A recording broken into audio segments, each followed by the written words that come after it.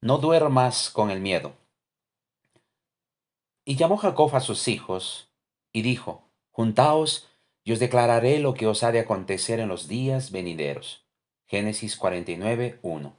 Parece que la bendición de Jacob sobre sus hijos tiene un elemento de profecía, y esa profecía está relacionada con el Señor Jesús. Todo en la palabra de Dios es concerniente al Señor Jesús. La Biblia es como un álbum familiar, un álbum de Dios. Este álbum trata completamente sobre su Hijo. Muestra imágenes del Hijo en diferentes funciones, oficios y ministerios. Y mientras más disfrutas mirando al Hijo, más bendecido eres. A menudo la gente me escribe y me dice que debemos esforzarnos para ser transformados.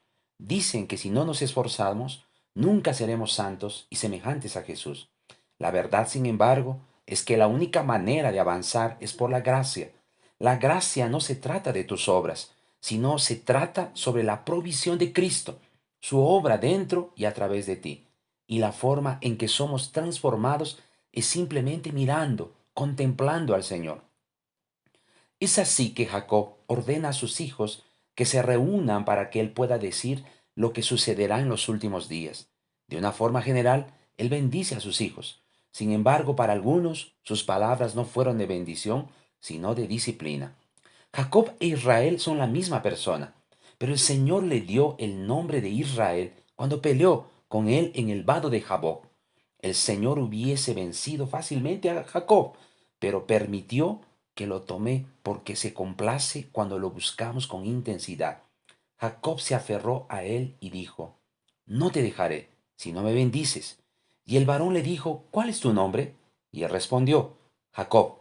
Y el varón le dijo, No se dirá más tu nombre Jacob, sino Israel, porque has luchado con Dios y con los hombres y has vencido.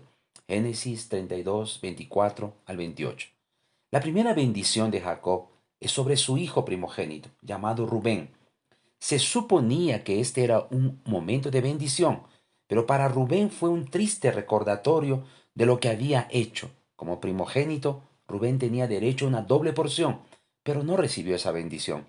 Génesis 49, 3, 4 dice, Rubén, tú eres mi primogénito, mi fortaleza y el principio de mi vigor, principal en mi dignidad, principal en poder, impetuoso como las aguas. No serás el principal, por cuanto subiste al lecho de tu padre. Entonces te envileciste subiendo a mi estrado. El nombre de Rubén significa he aquí el hijo o mira al hijo. Cuando las mujeres y concubinas de Jacob nombraron a sus hijos, no se imaginaron que estaban haciendo algo profético. Simplemente dieron nombres de acuerdo a sus experiencias. En ese momento, las dos hermanas, las esposas de Jacob, competían por la atención de su esposo. Y cuando Lea da a luz a un hijo, solo quería que todos vieran al niño. Por eso lo llama Rubén. Mira al hijo. Dios, sin embargo, usa todo esto para que aparezca su Hijo. Entonces Rubén se convierte en una señal espiritual por medio del cual Dios dice, mira al Hijo. ¿Y quién es el Hijo? El Señor Jesús. Toda bendición viene cuando miramos al Señor Jesús. Sin embargo, lo que tenemos aquí es una imagen del primogénito rechazado. ¿Por qué? Se dice la razón, inestable como el agua, no debe sobresalir, porque subió a la cama de su padre y lo contaminó. Rubén cometió adulterio con una de las concubinas de su padre, llamada Bilha. Cuando Raquel murió, cometió adulterio con Bilha. Esto fue algo terrible y su padre se enteró. Déjame decirte algo sobre el pecado sexual. Algunas personas dicen que todos los pecados son iguales, pero la Biblia dice que hay un pecado que te afecta más que todos los demás. Cualquier otro pecado que el hombre cometa está fuera del cuerpo, mas el que fornica contra su propio cuerpo peca. Primera de Corintios 6:18. Por lo tanto, el pecado sexual es único en su categoría. Dios mismo diseñó el sexo. El sexo es una idea divina y en su plan, Dios quiere que suceda en un ambiente de pacto. Quiere que la pareja se sienta segura. Cuando esto sucede, el sexo es maximizado y bendecido. Dios sabe que este pecado tiene una consecuencia que ningún otro pecado tiene. Si, por ejemplo, pego dos hojas de papel y luego trato de separarlas, se rompen y los pedazos de papel de una quedarán pegados en la otra. Cuando cometes inmoralidad sexual con una persona, llevas consigo algo de la otra persona. Ese es el único pecado del que la Biblia nos dice que huyamos. Esto es exactamente lo que hizo José. La esposa de Potifar probablemente era muy hermosa. Potifar era un hombre muy rico, por lo que ciertamente tenía una mujer muy hermosa. Ella era una tentación. De lo contrario, José no habría huido. Se escapó precisamente porque era lo único sensato que podía hacer. Génesis 39, del 7 al 12. Nunca pienses que puedes manejar la tentación sexual. Huye de ese pecado. No confíes en tu propia carne.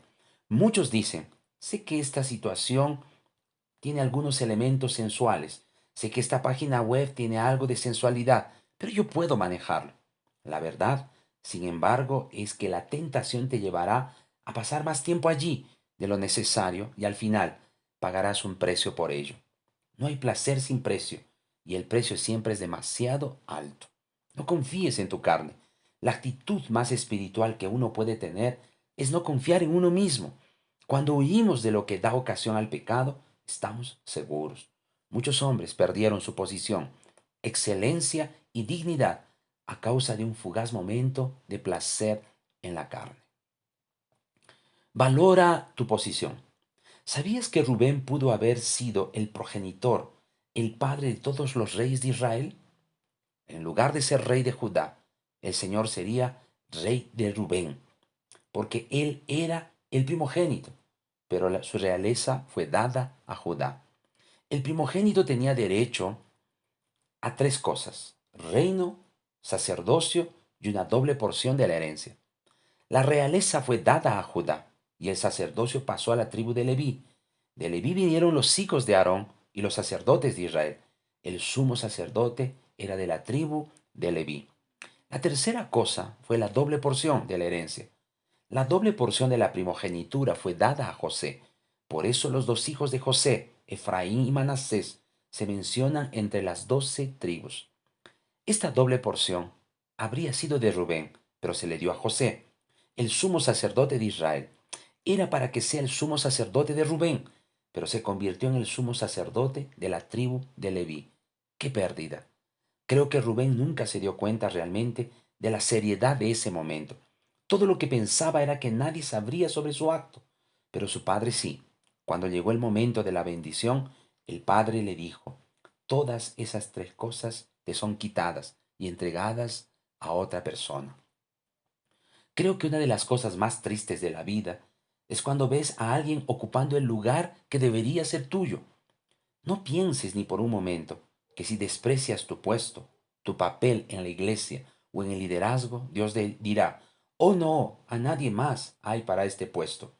Puedes estar seguro de que Dios levantará a alguien para que ocupe tu lugar. Cuando Saúl, el primer rey de Israel, pecó contra Dios, el trono no quedó vacío. Dios levantó a un niño, pastor conforme a su corazón, quien tomó el lugar del rey Saúl. Créeme, Dios no tiene escasez de personas. Siempre habrá alguien a quien levantar. No hay nadie insustituible. Si no crees en que tu posición puede ser ocupada por otra persona, permíteme mostrarte lo que le sucedió a Judas Iscariote cuando traicionó a Jesús. Mira lo que Pedro dice sobre él en Hechos. Y era contado con nosotros, y tenía parte en este ministerio. Este pues con el salario de su iniquidad adquirió un campo, y cayendo de cabeza se reventó por la mitad, y todas sus entrañas se derramaron. Y fue notorio a todos los habitantes de Jerusalén, de tal manera que aquel campo se llama en su propia lengua Acéldama, que quiere decir campo de sangre, porque está escrito en el libro de los Salmos: sea hecha desierta su habitación, y no haya quien more en ella y tome otro su oficio. Hechos capítulo 1, verso 17 al 20. Judas tomó el dinero y compró un campo llamado Acéldama, en el que se ahorcó. La rama, sin embargo, se rompió, cayó sobre piedras afiladas y sus entrañas se rasgaron. Este lugar se llama campo de sangre. Salmos 109, 8 dice: sean sus días pocos, tome otro su oficio. Entonces, Solo porque hoy tengamos un cargo en la iglesia o un título eclesiástico, no significa que sea nuestro para siempre. Algunas personas piensan con aire de suficiencia: nadie puede tomar mi posición porque me fue dado por gracia. Es cierto, pero si no quieres esa posición, se lo darán a otra persona. Si no lo valoras como Esaú, que fue el primogénito, pero no valoró su primogenitura y después fue dado a Jacob, se le dará a otra persona. Eso es lo que le pasó a Rubén. No valoró su puesto. Si no valoramos lo que tenemos, Dios puede hacer que otra persona tome nuestro lugar. Dios es bueno, nos da el privilegio de cumplir esa misión, pero si con nuestras actitudes demostramos que no queremos esa posición, seguro que se lo dará a otro. En cuanto a mí y mi casa, quiero cumplir todo lo que Dios tiene para nosotros. ¿Qué hay de ti? Valora la posición que Dios te ha dado. No duermas con el miedo. Me gustaría profundizar más en esta relación entre Rubén y Bilha. Creo que hay algo más significativo aquí que el pecado sexual. En la palabra de Dios hay una enseñanza más superficial y literal, que los judíos lo llaman de parashá. En este caso, parashá es la enseñanza literal que muestra el adulterio de Rubén y Bilha. Pero creo que hay un significado espiritual detrás del significado literal. El pueblo judío lo llama de sod. Si meditamos en las Escrituras, el Espíritu romperá la cáscara de la semilla y nos dará la vida que está dentro de ella. Permítanme compartir con ustedes el significado de Rubén nuevamente. ¿Qué significa la palabra Rubén? Significa mira al Hijo. Ahora volvamos a Génesis 35, verso 22. Aconteció que cuando moraba Israel en aquella tierra, fue a Rubén y durmió con Bilha, la concubina de su padre, la cual llegó a saber Israel. Ahora bien, los hijos de Israel fueron 12. El nombre Bilha en hebreo significa temer, perturbarse, aterrorizarse. Ante esto se puede decir que, en lugar de mirar a Jesús, el Hijo, que es una posición alta, Rubén optó por irse a dormir con el miedo. Los cristianos no podemos renunciar a nuestra alta posición contemplando al Hijo para ir a dormir con el miedo. Cuando dormimos con el miedo, perdemos todas las bendiciones de la primogenitura. Cuando dormimos con miedo, somos descalificados para la herencia. Mientras miras a Jesús, estás en una posición elevada, por encima del miedo. No te vayas a la cama con el miedo. Trae consigo una serie de cosas como terror, pánico, angustia y estrés. Rubén abdicó de su posición de ver al Hijo y se acostó con el miedo. Mira al Hijo. En el Nuevo Testamento tenemos una historia que ilustra esto. Está en Mateo 14. Los discípulos estaban en la barca siendo sacudidos por las olas, porque el viento era contrario. Quizás estás leyendo esto ahora y tu vida está siendo sacudida por los vientos en contra. Tal vez sean vientos de turbulencias financieras o tempestades de enfermedades, lo que ha entrado en tu hogar. Sean cuales sean los vientos y la tormenta, estoy aquí para decirles que miren a Jesús en medio de la tormenta. La Biblia dice que a la cuarta vigilia de la noche Jesús se les acercó caminando sobre el mar.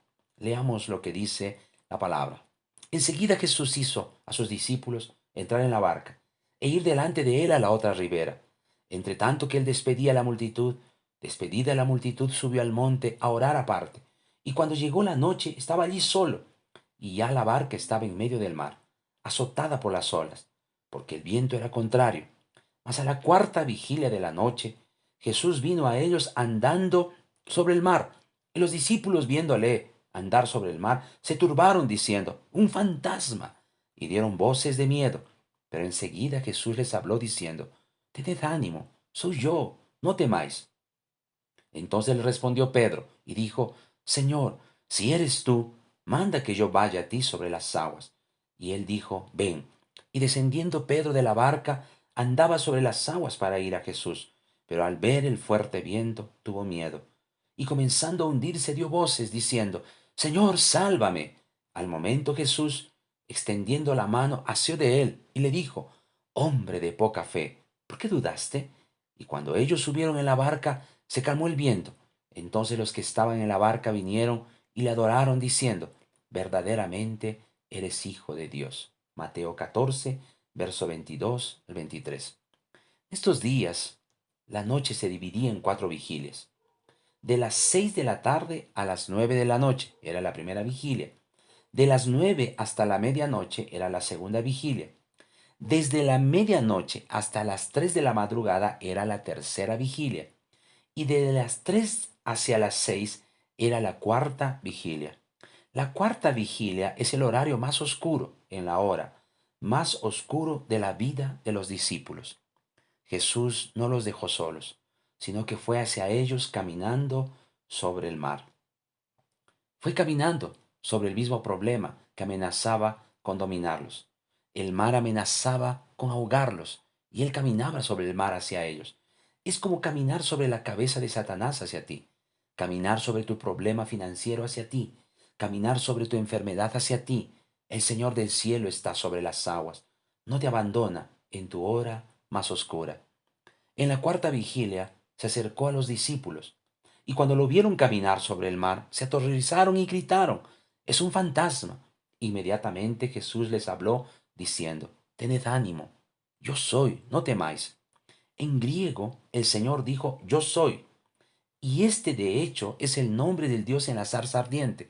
Cuando dice «Yo soy», le está dando un cheque en blanco. Significa que será todo lo que necesites. Entonces Pedro respondió, «Señor, si eres tú, manda que yo vaya sobre las aguas». Y el Señor le dice, «Ven». Lo bueno de Pedro es que dejó la razón y la lógica completamente a un lado. Simplemente se bajó de la barca y caminó sobre las aguas. Pedro tiene los ojos puestos en Jesús. Es Rubén, está mirando al Hijo. Mientras tiene los ojos puestos en Cristo, todo va bien. Al mirar a Jesús, se volvió como Jesús. El Señor estaba por encima de la tempestad. Ahora también está por encima de la tormenta. Él está disfrutando de la bendición de la primogenitura al mirar al primogénito. Todo parecía ir bien hasta el momento en que Pedro apartó los ojos del Señor y comenzó a notar la fuerza del viento. En este momento tuvo miedo. Rubén dejó de mirar a Jesús y se fue a la cama con el miedo. Comenzó a mirar los síntomas de la enfermedad, la crisis financiera, el desempleo, los problemas en todo el mundo, en lugar de mirar al Señor Jesús. Pedro abdicó de su alta posición, volvió a confiar en su propio razonamiento, y eso siempre regresa al miedo. Tenía miedo de hundirse a causa del viento. Pero, ¿qué tiene esto que ver con el caminar sobre las aguas?